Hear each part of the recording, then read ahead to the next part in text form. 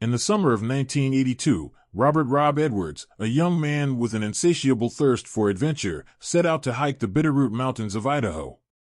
Rob was an experienced outdoorsman, having spent much of his youth exploring the wilderness. This hike was meant to be a solo journey, a chance for him to find solace and clarity in the vastness of nature. Rob began his hike on a clear morning, the sky a brilliant blue and the air fresh with the scent of pine. He carried with him a well-packed rucksack filled with essential supplies, a map, compass, food, water, and a journal where he meticulously documented his travels. The first few days were uneventful, filled with the expected beauty of the mountains. Rob reveled in the serenity, feeling a deep connection to the land. On the fourth day of his hike, Rob decided to explore a lesser-known trail that veered off from the main path. It was a decision made on a whim, driven by his desire to experience something new and uncharted. The trail was narrow and overgrown, but Rob was confident in his navigation skills. He hiked for hours, the landscape gradually changing as he went deeper into the mountains. As the sun began to set, Rob found a suitable spot to set up camp.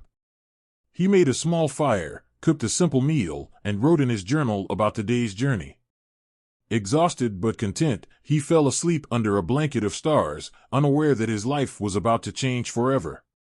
The next morning, Rob woke up early, packed his camp, and continued his hike. The trail became more rugged and difficult to follow, but he pressed on, driven by curiosity. By noon, he reached a dense forest that seemed untouched by human presence. The air was cooler here, and the light filtering through the canopy created an ethereal atmosphere. Rob felt a strange sense of calm as he walked through the forest, the only sounds being the rustling of leaves and the distant calls of birds. Hours passed, and Rob noticed something peculiar. The forest seemed endless. The trail he was following appeared to loop back on itself, and he couldn't find any of the landmarks he had marked on his map. Confused, but not yet alarmed, he decided to set up camp again and retrace his steps in the morning. That night, Rob dreamed of walking through the forest endlessly, the trees whispering secrets he couldn't understand. He woke up feeling disoriented, but he brushed it off as the result of a restless night. He packed up his camp and started to hike back the way he came, but the forest seemed different now. The landmarks he remembered were gone, and the trail had changed. Panic began to set in as Rob realized he was lost. He checked his compass, but the needle spun erratically. Desperate, he decided to head in what he believed was the general direction of the main trail. He hiked for hours, but the forest seemed to stretch on forever. As the sun dipped below the horizon, Rob found himself in a clearing with no recollection of how he got there. Exhausted and terrified, he set up camp once more, hoping that by some miracle, he would find his way out in the morning. He wrote in his journal, trying to make sense of his situation, but his thoughts were jumbled and incoherent. He fell into a fitful sleep, his dreams filled with images of the endless forest. When Rob woke up, the forest was gone. He found himself on a familiar trail, but something was different. The air smelled different, and the sounds of the forest were replaced by distant traffic. Disoriented, he stumbled onto a road and was nearly hit by a passing car. The driver, a middle-aged man, stopped and rolled down his window. "Are you okay?" he asked, his voice tinged with concern. Rob nodded, his mind racing. "Yeah, I just got lost in the mountains." "What year is it?" The man gave him a strange look. "It's 2009. "Are you sure you're all right?" Rob's heart skipped a beat. 2009? That's impossible. It was 1982 when I started my hike. The man sighed and got out of the car. "Listen, you look like you've been through a lot. Let me give you a ride to the nearest town. You can get some help there."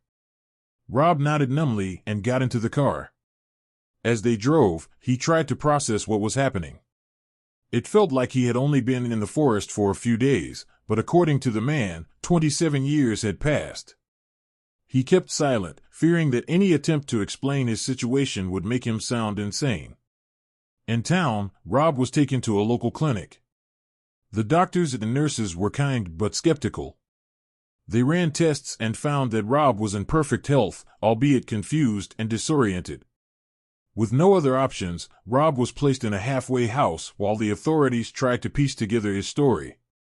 Over the next few weeks, Rob acclimated to the world of 2009. He was astounded by the technological advancements and the changes in society.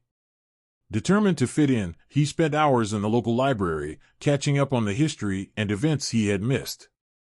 He learned to use a computer, got a job at a small hardware store, and slowly began to rebuild his life. Rob kept his story to himself, afraid that revealing the truth would label him as a lunatic. He fabricated a backstory, telling people he was a drifter who had lost his memory. Despite the loneliness and the constant fear of being discovered, Rob found solace in the routine of his new life. One day, while browsing through old newspapers in the library, Rob came across a report from 1982 about his disappearance. His family had searched for him for years, but eventually, they had given up hope. Reading about their grief and the efforts to find him brought tears to his eyes.